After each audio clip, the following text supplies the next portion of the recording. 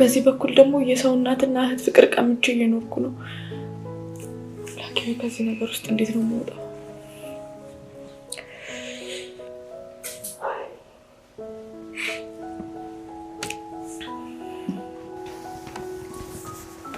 አይዞሽ እህቴ፣ እኔ ላጠጣሽ ወይ ስራሽ ትጠጫለሽ? ራሴ ጠጣ።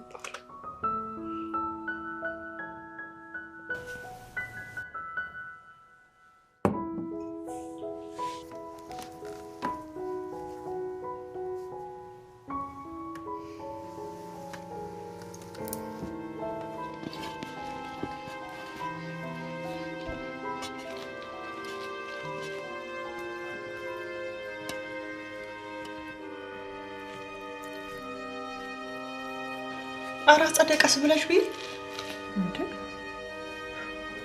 ቆይ ለምንድን ነው የምትሻሚው? እኔ እኮ እየበላው አይደለም። ማለት ሁሉንም የስራቸውን ነው የምሰጣቸው። ታይኛለሽ፣ ይሄን ምድር ገሃነም ነው የማደርግባቸው። አጸደ ምን አለች ቢኝ? እንዴ አጸደ የተቀጣጠርነው እኮ በዋነኛነት ስለኔ ልናወራ መስሎኝ። ቆይ ምንድን ነው አለኝ ያልሽው መላ? ምንን እስኪ ተይኝ። ቢያንስ እኮ አንድ ሁለት ይወራስበት ነው።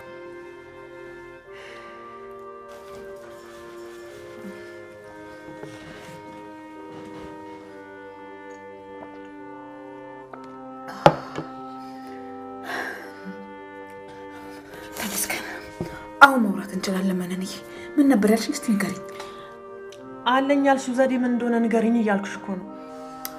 አይ ትዝ አለኝ። አንቺ ለካ ሆድ ባዶ ሲሆን ጆሮ ይደፈናል የሚባለው እውነት ነው። ይኸውልሽ ምናልባት እቺ ከውጭ የመጣችው ልጅ መጠቀም የምንችል ይመስለኛል። አልገባኝም። ቆይ እሷን እንዴት ነው መጠቀም የምንችለው? እሱ ልነግርሽ አይደል እንዴ?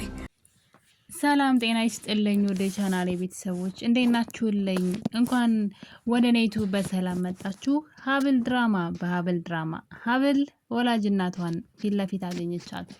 እንግዲህ ህይወቷን ተቀምጣ እየኖረች ያለችው ሀብል በዛሬው ክፍል ላይ እንግዲህ ሀብል መንገድ ላይ እየሄደች እያለ ወላጅ እናቷ በመኪና ገጭታታለች።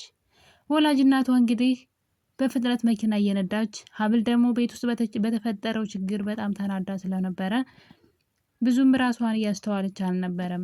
መንገድ ለማቋረጥ ስትሞክር እንግዲህ በእናቷ መኪና ተገጭታለች። እንግዲህ የሀብል ድራማ አሁን ላይ የሜርሲ ለውጥ ሁላችንንም በጣም እያስገረመን ይገኛል። ሜርሲ ከመሬት ተነስታ እንግዲህ ለውጥ ላይ ነው ያለችው። ነገር ግን ቤት ውስጥ ታማኝነት እያገኘች አይደለም። እሱም የሆነበት ዋነኛው ምክንያት በተደጋጋሚ ከአጸደ ጋራ ሁና የቤተሰቦችን የአባቴንና የወንድሜን ታመኔታ ለማግኘት ምንም ነገር አደርጋለሁ፣ ከዛ ካመኑኝና ከተቀበሉኝ በኋላ በቁማቸው ነው የምቀብራቸው፣ ሁሉ ነገራቸው ነው የምነጥቃቸው ብላ ከአጸደ ጋራ እንግዲህ እንደምታስመስልና ከዚህ በኋላ የእነሱን ይሁንታ ማግኘት እንደምትፈልግ ስታወራ ሀብል እንግዲህ ሰምታቸው ነበረ። ለዛም እንግዲህ የሜርሲ ለውጥ አሁን ላይ በቤተሰቦቿ ተቀባይነት እያገኘ አይደለም። ነገር ግን ለውጧ የምር ነው የሚመስለው። እኔም በእርግጥ እጠራጠራታለሁ። ሜርሲ ምንድነው ከጀርባው ያቀደችው? እውነት በዚህ ፍጥነት መለወጥ አለ ወይ? በዚህ ፍጥነት መልካም የመሆን እድሉን ከየት አመጣችሁ? በእርግጥ ከመጀመሪያው መጥፎ ልጅ አልነበረችም። አጸደ ናት ወደዚህ መጥፎ ባህሪ ጥላቻንና ገንዘብ ወዳድ እንድትሆን ቤተሰቦቿ እንድትጠላ ወደ እሷ እንድትሳብ ስታደርጋት የነበረችው አጸደ ናት። በእርግጥ ከመጀመሪያውም መጥፎ ልጅ አልነበረችም መርሲና እንደው ሲበዛ ዝምተኛ ነበረች። ታዲያ እንግዲህ አክስቷን እየተከተለች በውሸት ወሬ የምር የመሰላት አክስቷን አምና እንግዲህ ከቤተሰቦቿ ጋራ ብዙ ነገር እርቀት ሄዳለች። አጸደም እንግዲህ የቻለችውን ሁሉ አድርጋ በወንጀል ልጅቷን ተብትባ ከያዘች በኋላ ወደ እሷ ወስዳት ነበረ። ነገር ግን አሁን ላይ ሜርሲ ሙሉ ለሙሉ ተቀይራለች። የመቀየሯ ነገር ትንሽ ያስፈራል። ምክንያቱም በዚህ ፍጥነት መቀየር በዚህ ፍጥነት ወደ መጥፎነት ሄዳ መልሳ ወደ ጥሩነት መመለስ በጣም ከባድ ነገር ነው። ለማመን ትንሽ የሚያስፈራ ነው። በዛ ላይ ደግሞ የተናገረችው ነገር ምናልባት ያንን ነገር ማድረግ ፈልጋስ ቢሆን ብዬ አሰብኩኝ። እነሱ እንዲያምኗት ካደረገች በኋላ ቀስ በቀስ እንዴት አድርጋ እንደምትጥላቸው እያሰበችስ ቢሆን ብዬ አሰብኩኝ። ብቻ እርግጠኛ አይደለሁም። ትንሽ ግን ያስፈራን ለውጧ ማለት ነው። ነገር ግን ሙሉ ለሙሉ ቤት ውስጥ እንግዲህ እንደተቀየረች እንደተለወጠች እያሳየች ነው። እግራቸው ስር ተደፍታ እያለቀሰች አጸደ ወደማይሆንና መጥፎ ሀሳብ ወስዳት እንደነበረም እያወራች ትገኛለች። ታዲያ አጸደን እንግዲህ ዛሬው ክፍል ላይ ካያችሁ አጸደ የእዝራን ኤልዛቤት ልጅ አለመሆኑን ለመናገር በጣም እየቋመጠች ትገኛለች።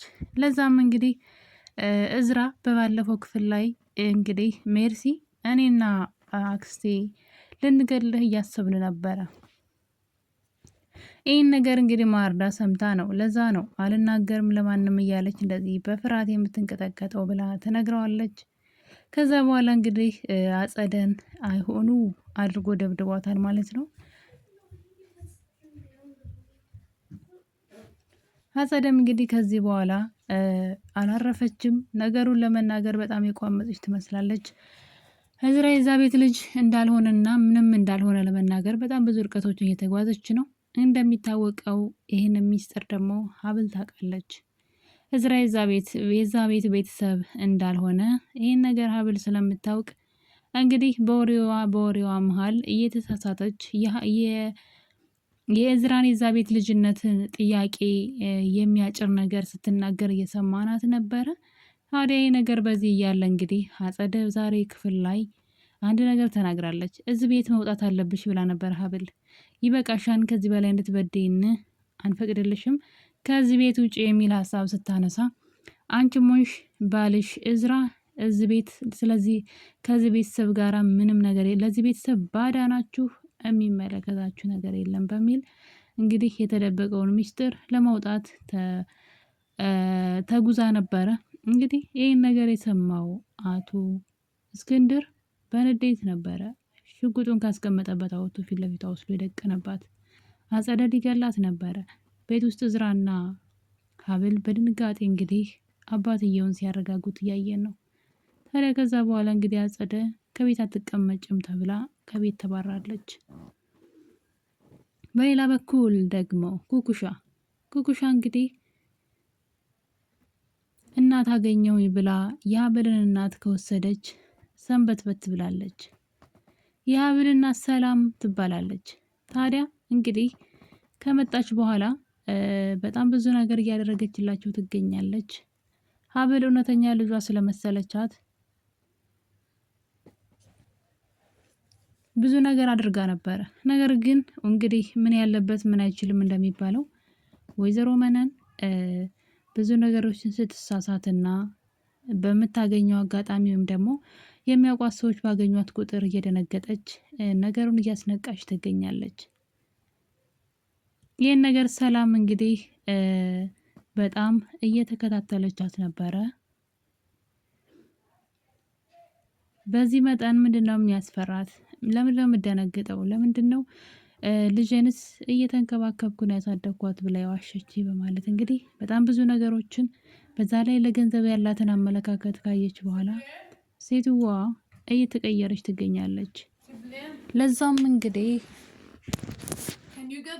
ሀና የወይዘሮን መነንን ድርጊትና ፍራቻ ወይም ድንጋጤ ባየሽ ቁጥር መደናበር ባየሽ ቁጥር ነገሩ እንግዲህ ምንድን ነው ይቺ ሰው ዋሽታኛለች እንዴ በማለት አሁን ላይ ከኩኩሻ ጋራ በተለይ ኩኩሻ የምትናገራቸው ነገሮች ሀና እንድትጠራጠር አድርጓታል። የልደቷ ቀን የሰጠቻትን ስጦታ ይሄ ለኔ አይገባኝም ለሚገባው ስጭ ስትል እንግዲህ አንድ የሆነ የተደበቀ ነገር ከጀርባዋ የሆነ ነገር እንዳለ ተረድታለች። ታዲያ እንግዲህ ሀና ነገሩን በዚህ ያልተወችውም ከመጠራጠሯ የተነሳ እንግዲህ ቀጥታ ምንም ሳይመስላት ፊት ለፊት ሂዳ ነበረ። ዲኤንኤን ምርመራ እንድናደርግ ፈልጋለሁ ከልጄ ጋራ ከኩኩሻ ጋራ። በዛ ላይ ኩኩሻ እንግዲህ አንድ ቀን ምን አለቻት? ከዚህ በኋላ ኩኩሻ ብለሽ ጥሪኝ መጠሪያ እሱ ነው ስትልም ደግሞ ሌላ ሴትጓ ላይ ጥያቄ እየጫረችባት ትገኛለች። ለዛም እንግዲህ ሴትጓ ነቄ ብላለች። አሁን ላይ ይችን ሴት ምንም እያመንኳት አይደለች፣ ምኗም የሚታመን ሰው አይደለችም፣ ከነገረች ነገር ውስጥ ምንም እውነት አላገኘውም በማለት እንግዲህ ወደ ጥርጣሬ ገብታለች።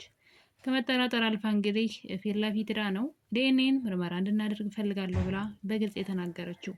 ይህ ነገር ወይዘሮ መነንን ግራ አጋብቷታል። የምታደርገው ነገር ጠፍቷታል። ለዛም እንግዲህ አጸደ እንድታማክራት ብትጠይቃትም አጸደ የሆነ ነገር ብላለች። እኔ አንቺን ብሆን እዚህ ቤት ለመመለሻ መንገድ ጠቀመው ነበረ። ለሀብል እውነታውን እና እናቷን አገናኝቻት ከአቶ እስክንድር ጋር ታርቄ ከሀብል ጋር ታርቄ ወደዚህ ቤት መለስ ነበር። እኔ አንቺን ብሆን አንቺን ብትሆኝ እውነቱን ለሀብል ንገሪያትና እናትና ልጅን አገናኝተሻቸው ከሀብል ጋር ታረቂ፣ ወደዚህ ቤትም ተመልሰሽ ግቢ፣ ታስፈልጊኛለሽ እያለቻት ትገኛለች። እንግዲህ አጸደ ቤት ውስጥ ተሰሚነቷ ቀርቶ እየተደበደበች ውጭ እየተባለች እየተዛተባት ነው የምትኖረው። አይደለም የዛን ቤት ንብረት ቤተሰቡን አበጣብጣ ወንድሟም እንዲሞት አድርጋ እህቷንም የእህቷን ልጅ ወይ የወንድሟን ልጅ ሜርሲንም ወንጀለኛ ነች በማለት እስር ቤት እንድትገባ አድርጋ እዝራንም ደግሞ የዚህ ቤት ንብረት አንተን አይመለከትም፣ አንተ የዚህ ቤተሰብ አባላት አይደለህም በማለት የቤተሰቡን ንብረት ሙሉ ለሙሉ ለግሏ ለማድረግ ነበር ሀሳቧ። ነገር ግን የተሳካላት አይመስለኝም። አሁን ላይ እንደውም እሷ ከቤት እንድትወጣ ተደርጋለች። ጭራሽ የገዛ ወንድሟ ሽጉጥ ሁሉ ደቅኖባታል። ሌላው ደግሞ እንግዲህ ወይዘሮ ሀና የሀብል ወላጅ እናት ማለት ነው። ልጇን ከውጭ ሀገር ይዛት መታለች። አንድ ሴት ልጅ አለቻት። ታዲያ እሷን እንግዲህ ክኩሻ እህቴን ካላገኘው ብላ መታለች። ይህን ነገር እንግዲህ ስታወራ እናትየዋ ደስተኛ አይደለችም። ወይዘሮ ሀና በፍጹም ደስተኛ ልትሆን አልቻለችም በኩኩሻ። ምክንያቱም መነን ዋሽታኛለች ብላ እያሰበች ትገኛለች። ለዛም እንግዲህ ልጇን ስልክ ስታወራ ኩኩሻ ምን ከማን ጋር እያወራች ነው ብላ ተደብቃ ስታዳምጣት ነበረ። ወይዘሮ ሀና ከልጇ ጋር ስታወራ አይ የእህትሽን ነገር እንኳን ተይው ስትላት ከሰማች በኋላ ኩኩሻ በፍርሃት ውስጥ ትገኛለች። ምክንያቱም ደግሞ ሀናን እንደ እናቴ ቀረቢያት እንደ እናት ጠረኗን አሽትቼ በእቅፏ ነበርኩኝ። አሁን ያን ነገር ላጣው ነው። ስለዚህ እኔ የሀብልን ህይወት መውሰድ አልፈልግም፣ የሰውን ሀቅ መውሰድ አልፈልግም። ነገር ግን ደግሞ እናትነቷን ደግሞ ማጣት ከበደኝ እያለች ነው። ነገሩ እንግዲህ ውስብስብ ብሏል። ልጅቷ ራስ ወዳድ መሆን የፈለገችው እናትነቷን ነው፣ ገንዘቧን አይደለም። እናትነቷን ግን ያለ እናት ፍቅር ነው ያደግኩት፣ እናትነቷን ማጣት ከበደኝ፣ ራስ ወዳድ እየሆንኩ ነው እያለች ነው ኩኩሻ። ታዲያ እንግዲህ ይህ ሁሉ ድራማ ከጀርባ እየሰሩ ያሉት ወይዘሮ መነን፣ አጸደ፣ ኩኩሻ ወዳም ባይሆን ተገዳ የገባችበት ኩኩሻንም ይጨምራል። ይህ ነገር እንግዲህ በሁሉም ዘንድ አጠራጣሪ እየሆነ እያለ አንድ ነገር ተፈጥሯል። ወይዘሮ ሀና መኪና እያሽከረከረች እያለ የገዛ ልጇን የወለደቻትን ልጇን ትክክለኛ ልጇን ሀብልን በመኪና ገጭታታለች። እንግዲህ ሰዎች ሊለያዩቸው ብዙ ርቀት ሂደዋል። ለሴትዋ ሌላ ልጅ ሰጥተዋታል። ልጅሽ ናት ብለው ገንዘቧን ለመውሰድ ዙሪያውን ከበዋታል። ሴትዋ ግን የዋዛ አይደለችም ሲጀመርም። ነገር ግን በዚህ መሀል እንግዲህ የወለደቻትን ልጇን ሰዎች ቢያለያዩትም እንዳይገናኙ ቢያደርጉም ግን በተአምር ተገናኝተዋል ማለት ነው። በጥሩ ነገር ባይሆንም እንግዲህ ሀብል ወላጅ እናቷን አግኝታታለች። መኪና ገጭታት እግሯን እንግዲህ እሷ መኪና ውስጥ ገብታ እግሯ ተጎድታለች። ለዛም ወይዘሮ ሀና እንግዲህ በድንጋጤ ልጅቷን በመኪናው ይዛት እየሄደች ነው። ስለዚህ ቀጣይ እርምጃው እንግዲህ ሊሆን የሚችለው ሀና እና ሀብል ይቀራረባሉ። ያም ደግሞ እንግዲህ በማሳከም ስበብ በቤተሰብነት አብረው ይቀጥላሉ። ስሟንም እንግዲህ ሀብል እንደምትባልና ታሪኳንም መናገሯ የማይቀር ነው። አስባችሁታል? ወይዘሮ መነን ብዙ ርቀት ብትጓዝም እናትና ልጅን አለያይታ ለራሷ ጥቅም ለማድረግ በጓሮ በጀርባ ብትሄድም ፈጣሪ ግን ሀብልና እናቷን እንዲሁ አገናኛቸው በምክንያትና በጣም ነበር ደስ ያለኝ። በእርግጥ ሀብል በጣም ተጎድታለች። እንግዲህ እግሯን የተመታችው መኪና ውስጥ ነው የገባችው። በጥሩ መልኩ ባይሆንም የተገናኙት ግን እናትና ልጅ መገናኘታቸው በጣም ነው ደስ የሚለው። ውድ ቤተሰቦቼ እንግዲህ በዛሬው በሀብል ድራማ ላይ እናትና ልጅ ሀብልና እናቷ ሀና መገናኘታቸው ቀጣይ እርምጃቸው ምን ሊሆን ይችላል? አብረው ቤተሰብ የመሆን እድል አላቸው። እናትየዋ እሷን በማሳከም ስበብ ከልጇ አትርቅም ወይም ደግሞ ከሀብል አትርቅም። ስለ ሀብል ቀስ በቀስ ስለ ማንነቷ ማወቋ የማይቀር ነው። ታዲያ እንግዲህ ሀብል እና እናቷ በቅርቡ እናትና ልጅ መሆናቸውን የሚያውቁ ይመስለኛል። እናንተ ሀሳባችሁን እንኳን በኮሜንት አስቀምጡልኝ። የዛሬው ትረካችን ይመስል ነበረ። በሌላ እስከምንገናኝ ባይ ባይ።